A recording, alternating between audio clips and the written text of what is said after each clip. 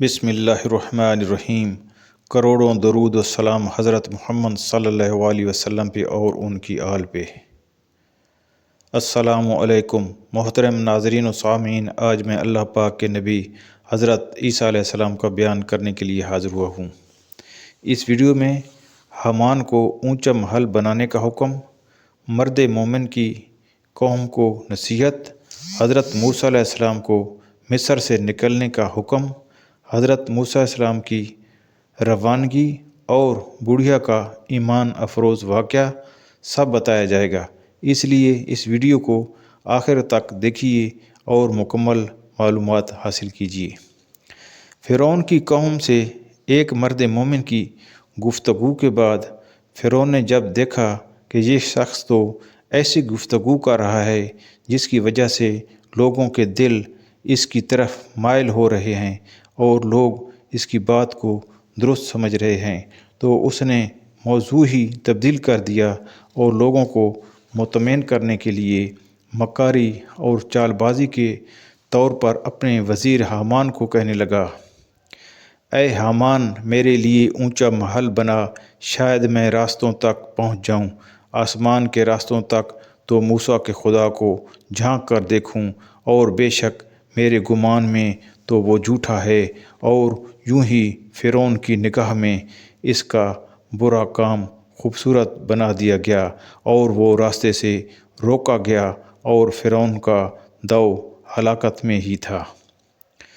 فرعون نے کہا، اے حامان، میرے لیے آسمان کے راستوں تک ایک اونچا محل بناؤ، میں اس پر چڑھ کر دیکھوں گا، شاید میں آسمان پر جانے والے راستوں تک پہنچ جاؤں اور وہاں جا کر حضرت موسیٰ علیہ السلام کے خدا کو جھانک کر دیکھوں۔ میرے گمان کے مطابق میرے علاوہ کسی اور خدا کے وجود کا دعویٰ کرنے میں موسیٰ علیہ السلام جھوٹے ہیں۔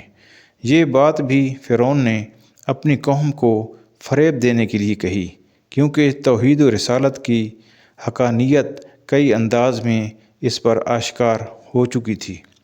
اللہ پاک نے ارشاد فرمایا کہ اسی طرح فرعون کی نگاہ میں اس کا برا کام، یعنی اللہ پاک کے ساتھ شرک کرنا اور اس کے رسول کو جھٹلانا، خوشنما بنا دیا گیا اور شیطانوں نے وسوسے ڈال کر اس کی برائیاں اس کی نظر میں بھلی کر دکھائیں اور وہ ہدایت کے راستے سے روک دیا گیا، اور حضرت موسیٰ علیہ السلام کی نشانیوں کے مقابلے میں فرعون کے مکر و فریب، نقصان اور ہلاکت کا شکار ہوئے اور وہ اپنے کسی داؤ میں کامیاب نہ ہو سکا۔ حامان کو محل بنانے کا حکم دینے والا واقعہ سورۃ قصص کی آیات نمبر 38 میں بھی مذکور ہے۔ جب مرد مومن نے دیکھا کہ فرعون کوئی معقول جواب نہیں دے سکا تو اس نے دوبارہ اپنی قوم سے بڑے مؤثر انداز میں کلام کیا اور لوگوں کی غفلت کے سب سے بڑے سبب یعنی دنیا سے محبت کی طرف توجہ دلا کر دل نشیں انداز میں انہیں نصیحت کی کہ یہ دنیوی زندگی فانی و معمولی ہے، جس کی چکا چوند سے متاثر ہو کر تمہیں حق کی حقیقی روشنی نظر نہیں آ رہی۔ اس فانی دنیا میں دل نہ لگاؤ، حقیقی زندگی اور جائے قرار تو آخرت کی کامیاب زندگی ہے جو ابد آباد تک باقی رہے گی، جسے حاصل کرنے کا طریقہ ایمان صحیح اور عمل صالح ہے۔ دوسرے الفاظ میں یوں کہہ لیں کہ دنیا میں ایمان اور نیکیوں بھری زندگی گزار لیں، آخرت میں راحتوں اور نعمتوں بھری زندگی مل جائے گی۔ مرد مومن نے کہا، اے میری قوم، میرے پیچھے چلو، میں تمہیں بھلائی کی راہ بتاؤں۔ اے میری قوم، یہ دنیا کی زندگی تو تھوڑا سا سامان ہی ہے اور بے شک آخرت ہمیشہ رہنے کا گھر ہے۔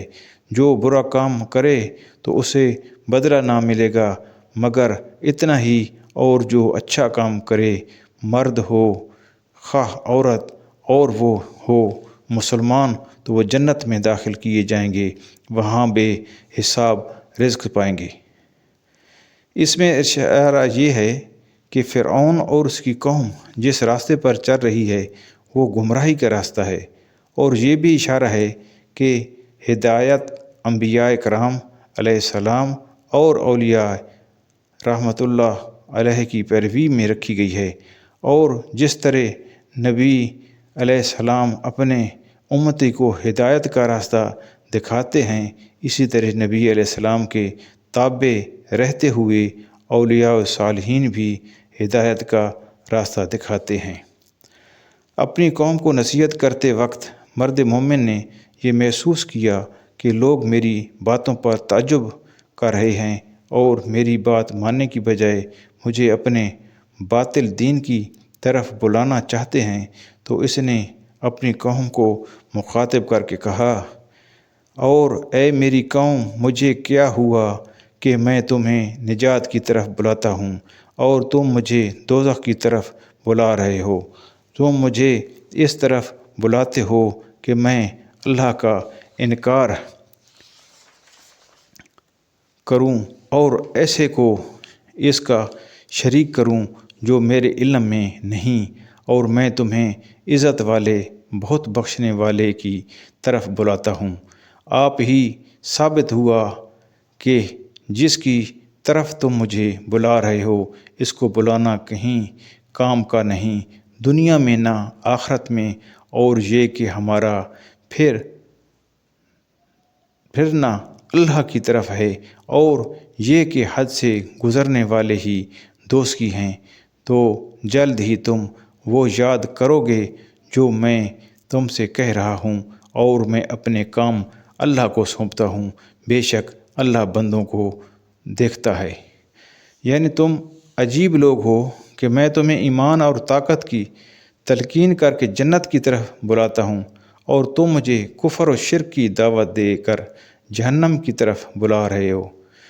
تم مجھے اس بات کی طرف بلاتے ہو کہ میں اس اللہ پاک کا انکار کر دوں جس کا کوئی شریک نہیں، اور معبود ہونے میں ایسی کو اس کا شریک کروں جس کے معبود ہونے پر کوئی دلیل ہی نہیں، اور میں تمہیں اس اللہ کی طرف بلا رہا ہوں جو عزت والا اور توبہ کرنے والے کو بہت بخشنے والا ہے۔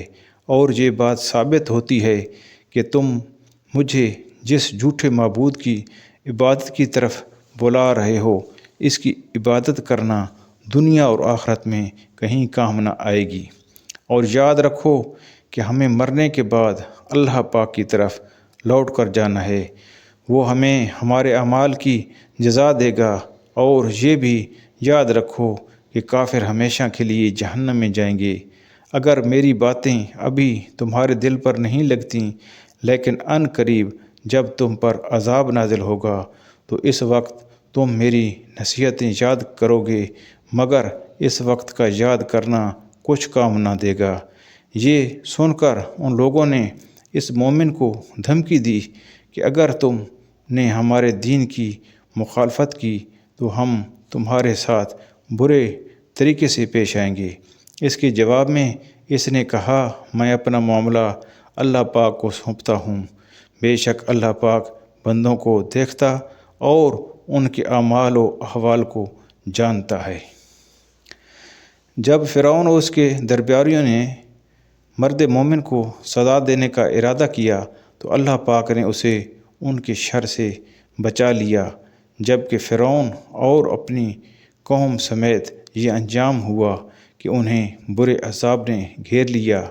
دنیا میں وہ فرعون کے ساتھ دریا میں غرق ہو گئے اور قیامت کے دن جہنم میں جائیں گے۔ قرآن پاک میں ارشاد فرمایا اللہ پاک نے، تو اللہ نے اسے ان کے مکر کی برائیوں سے بچا لیا اور فرعونیوں کو برے عذاب نے آ گھیرا۔ اس سے معلوم ہوا کہ جو شخص اپنا معاملہ اللہ پاک کے سپرد کر دیتا ہے اور اس پر بھروسہ کرتا ہے تو اللہ پاک اسے کفایت فرماتا اور دشمنوں کے مکر و فریب سے بچا لیتا ہے۔ حضرت موسیٰ علیہ السلام کے عظیم معجزات دکھانے کے باوجود جب فرعونی اپنے کفر و عناد پر قائم رہے اور ان لوگوں کی سرکشی کا سبب ان کا مال و دولت، دنیوی جاہ و زینت اور دل کی سختی تھی، تو حضرت موسیٰ علیہ السلام نے ان کی بربادی کی دعا کی۔ اے ہمارے رب، تو نے فرعون اور اس کے سرداروں کو دنیا کی زندگی میں آرائش و مال دے دیا۔ اے ہمارے رب، تاکہ وہ تیرے راستے سے بھٹکا دیں۔ اے ہمارے رب، ان کے مال برباد کر دے اور ان کے دلوں کو سخت کر دے تاکہ وہ ایمان نہ لائیں جب تک دردناک عذاب نہ دیکھ لیں۔ اللہ پاک نے ان کی دعا کو شرف قبولیت سے نوازا اور ارشاد فرمایا، تم دونوں کی دعا قبول ہوئی، پس تم ثابت قدم رہو اور نادانوں کے راستے پر نہ چلنا۔ اس آیات میں دعا کی نسبت حضرت موسیٰ علیہ السلام اور ہارون علیہ السلام دونوں کی طرف کی گئی۔ حضرت موسیٰ علیہ السلام دعا کرتے تھے اور حضرت ہارون علیہ السلام آمین کہتے تھے۔ قبولیت دعا کے کچھ عرصہ بعد اللہ پاک نے حضرت موسیٰ علیہ السلام کی طرف وحی بھیجی کہ راتوں رات میرے بندوں کو لے چلو، بے شک تمہارا پیچھا کیا جائے گا۔ سورۃ طٰہٰ میں ہے، راتوں رات میرے بندوں کو لے چلو اور ان کے لیے دریا میں خشک راستہ نکال دو، تجھے ڈر نہ ہوگا کہ فرعون پکڑ لے اور نہ تجھے خطرہ ہوگا۔ اللہ پاک کے حکم کے مطابق حضرت موسیٰ علیہ السلام بنی اسرائیل کو ساتھ لے کر راتوں رات مصر سے نکل گئے۔ اسی سفر کے دوران یہ واقعہ بھی پیش آیا کہ حضرت موسیٰ علیہ السلام دریا کے کنارے تک پہنچے تو اللہ پاک نے سواری کے جانوروں کے منہ پھیر دیے کہ خود واپس پلٹ آئے۔ حضرت موسیٰ علیہ السلام نے عرض کی، یا اللہ پاک، یہ کیا حال ہے؟ ارشاد ہوا، تم حضرت یوسف علیہ السلام کی قبر کے پاس ہو، ان کا جسم اپنے ساتھ لے لو۔ حضرت موسیٰ علیہ السلام کو قبر کا پتہ معلوم نہ تھا۔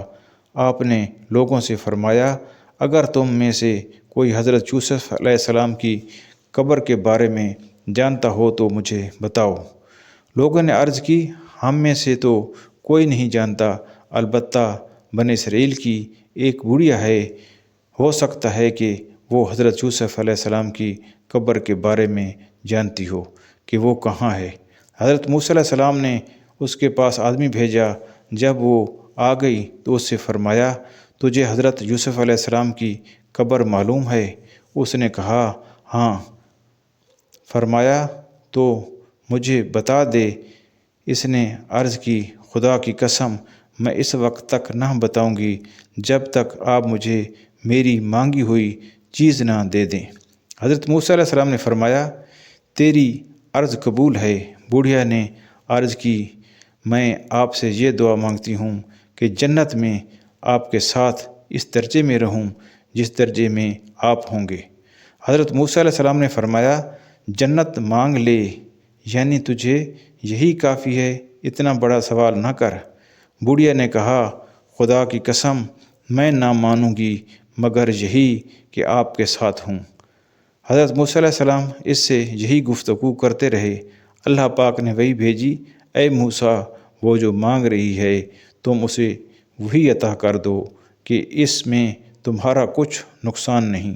حضرت موسیٰ علیہ السلام نے اسے جنت میں اپنی رفاقت عطا فرما دی اور اس نے حضرت یوسف علیہ السلام کی قبر بتا دی اور حضرت موسیٰ علیہ السلام لاش مبارک کو ساتھ لے کر دریا پار کر گئے۔ اعلیٰ حضرت امام احمد رضا خان رحمۃ اللہ علیہ نے اپنی تصنیف الاعمال والآل میں یہ حدیث پاک نقل کر کے اس کے تحت 7 نکات بیان فرمائے۔ ان میں سے مذکورہ واقعہ سے متعلق کلام کا خلاصہ یہ ہے کہ بڑھیا کا حضرت موسیٰ علیہ السلام سے جنت میں ان کی رفاقت کا سوال کرنا اور حضرت موسیٰ علیہ السلام کا یہ سوال سن کر غضب و جلال میں نہ آنا، بلکہ اس سے یہ کہنا کہ ہم سے جنت مانگ لو، اور اللہ پاک کا حضرت موسیٰ علیہ السلام کو بڑھیا کی طلب کے مطابق عطا فرمانے کا حکم دینا، اور حضرت موسیٰ علیہ السلام کا بڑھیا کو جنت میں اپنی رفاقت عطا فرما دینا، یہ سب شواہد اس بات کی دلیل ہیں کہ اللہ پاک اپنے محبوب بندوں پر بہت مہربان ہے اور انہیں بہت نوازتا ہے، اور وہ اللہ پاک کی عطا سے مخلوق میں جنت اور اس کے درجات تک تقسیم فرماتے ہیں۔ اس ویڈیو کو یہیں ختم کرتے ہیں کیونکہ ویڈیو کافی لمبی ہو گئی ہے۔ مزید اگلی ویڈیو میں فرعون کا لشکر جمع کرنا اور متکبرانہ کلام، یہ سب کچھ بتایا جائے گا۔ اس ویڈیو کو آخر تک دیکھنے، سننے، لائک اور شیئر کرنے والوں کو اللہ پاک جزائے خیر عطا فرمائے، آمین۔ اس چینل کو اگر ابھی تک سبسکرائب نہیں کیا تو ابھی سبسکرائب کر لیں تاکہ ایسی اسلامی ویڈیوز آپ تک پہنچتی رہیں۔ یا اللہ پاک میری، میرے والدین اور ساری امت کی بے حساب بخشش فرما، آمین ثم آمین۔